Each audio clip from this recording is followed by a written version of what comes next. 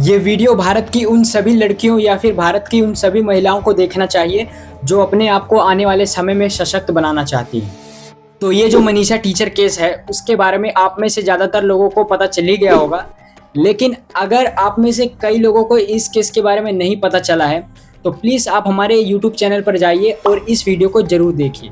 ताकि आपको भी इस केस के बारे में पूरी जानकारी हो सके। मैंने अपने पिछले वीडियो में आपको ये तो बता दिया था कि मनीषा टीचर केस के अंदर क्या क्या हुआ था, लेकिन इस केस के अंदर कुछ ऐसे भी इंसिडेंट्स हुए थे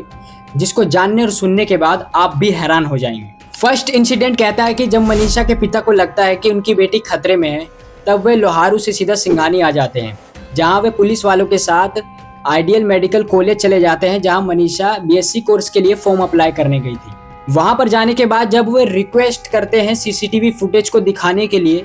तब वे पुलिस वाले के होते हुए भी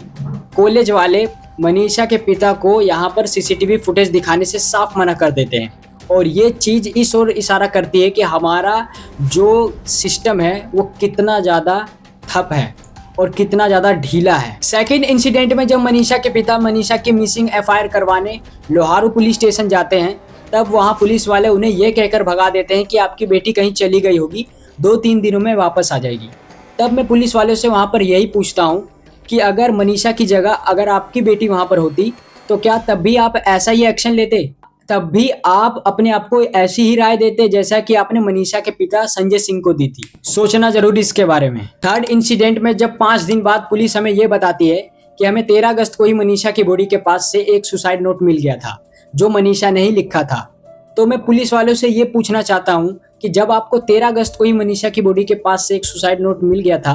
तब आपने उसी दिन उसके परिवार वालों को इसका इन्फॉर्मेशन क्यों नहीं दिया? और बाद में ये लोग ये क्यों कहने लगे कि हम इस चीज़ के बारे में अच्छे तरीके से जांच करने वाले थे, इसीलिए इस चीज़ के बारे में हमने कुछ डिस्क्लोज नहीं किया। फोर्थ इंसिडेंट जो सबसे कॉम्प्लिकेटेड इंसिडेंट है वो ये है कि जब पोस्टमार्टम रिपोर्ट आती है और जब पोस्टमार्टम रिपोर्ट में ये खुलासा होता है कि मनीषा ने मोनोक्रोटोफॉस नामक पॉइजन लिया है जिसकी वजह से मनीषा की डेथ हुई है।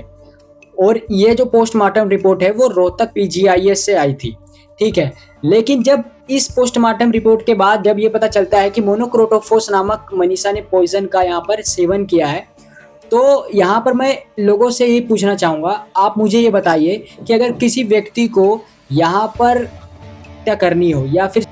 करना हो तो क्या वह एक दिन के समय में पॉइजन लेके एक खुले खेत में जाकर उस पॉइजन को पीकर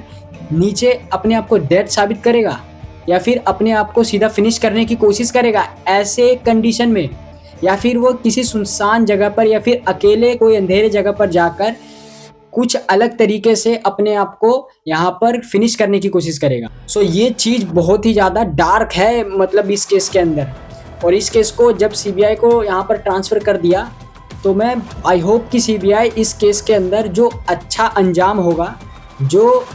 इस केस की रियलिटी है, उस चीज़ को अच्छे से पर्दाफाश करे और इस केस के जो यहाँ पर हत्यारे हैं, मुजरिम हैं, उनको यहाँ पर सज़ा दिलाने का पूरी से पूरा कोशिश करे। तो अंत में मैं सिर्फ इतना कहना चाहूँगा कि 21 अगस्त को मनीषा के परिवार वालों के ऊपर यहाँ पर दबाव बनाकर मनीषा का अंतिम संस्कार तो कर दिया, लेकिन मनीषा की आत्मा को तब तक शांति नहीं मिलेगी जब तक उसके गुनहगार खुले घूम रहे हैं, क्योंकि जब तक मनीषा के क्रिमिनल्स बाहर घूम रहे हैं तब तक हमारे देश में ऐसी कई मनीषा खतरे में हैं। तो दोस्तों ये वीडियो आप अपने फैमिली में उन सभी लोगों को भेजना जो अपनी और अपने चाहने वालों की केयर करते हैं।